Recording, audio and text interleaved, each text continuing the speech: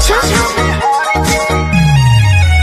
अरे चलो नहीं यारा तो छपरे आज बतिया ही तो कल से फोटो ही तो लड़की नई नई जान तो हर मम्मी कसम कहो में के ना होई कोनो शौक बता देख ली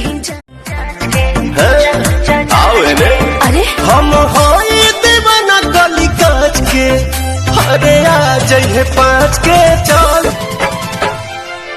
जी अब नहीं तोहरा बिन हम सुना रे रानी, तोहरा नाम कदी हमें हई सारी जिंदगानी।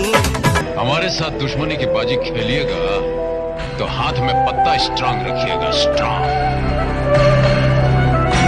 सही है तुमसा कोई प्यारा कोई मासूम नहीं है, तुम जान हो मेरी तुझे मालूम नहीं है। तुमसा कोई प्यारा कोई मासूम नहीं है, तुम जान हो मेरी आप हमें भूल जाओ हमें कोई गम नहीं, आप हमें भूल जाओ हमें कोई गम नहीं। जिस दिन हमने आपको बुला दिया समझ लीजिएगा इस दुनिया में नई हारा में रहलू टूटी टिहरी ससुरवा में गोटैलू हे जान सैये के बेला रोटी।